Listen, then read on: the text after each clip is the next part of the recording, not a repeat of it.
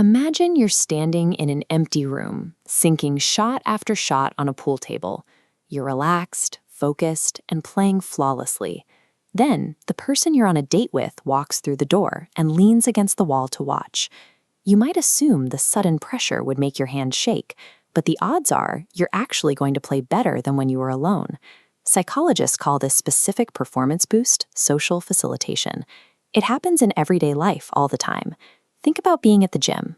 You're jogging at a steady pace, but the second someone steps onto the treadmill right next to yours, you automatically speed up. That sudden urge to push harder isn't a random feeling.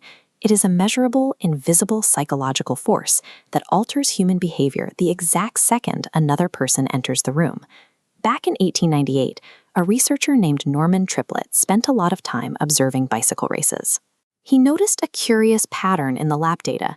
Cyclists riding in competitive groups were consistently clocking faster times than individuals riding the exact same courses all by themselves. This animated chart visualizes Triplett's data. It shows that the grouped riders were beating the solo riders by a wide margin of 20 to 30 seconds every single mile. The most obvious physical explanation is slipstreaming, the idea that the riders up front are blocking the wind for everyone behind them. But Triplett reviewed the mechanics of the races and realized slipstreaming couldn't account for a time gap that large. He suspected the real driver was psychological. To prove it, he knew he had to strip away the unpredictable variables of the racetrack and test his theory in a highly controlled environment. This brings up a challenge researchers call operationalizing variables. That simply means figuring out a concrete way to measure an abstract concept, in this case, performing better. Triplett decided the best way to test this was to have children wind a length of fishing line on a reel as fast as they physically could. In any experiment, the independent variable is the specific cause the researcher manipulates. Here, this diagram shows the independent variable is whether a child completes the task alone or alongside a peer.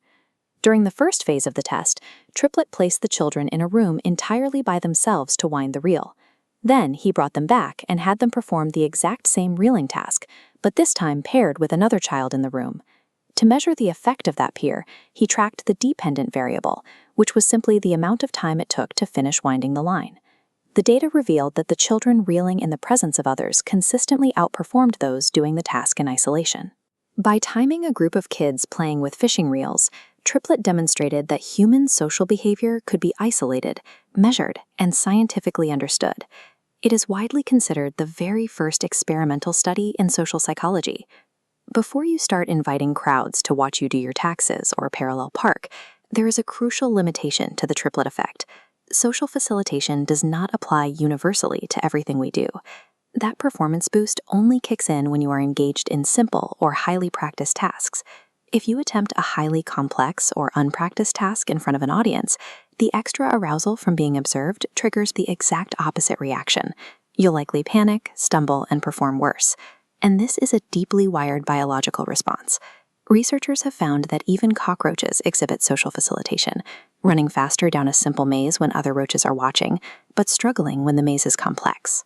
Which brings us back to the pool table on your date. If you haven't actually practiced your shots beforehand, having an audience won't save you. It guarantees your game will fall apart. The science leaves us with a highly practical rule. When you need to grind out a simple, repetitive task, find an audience to hack your productivity. But when you are learning a complex new skill, you need to be alone in the room.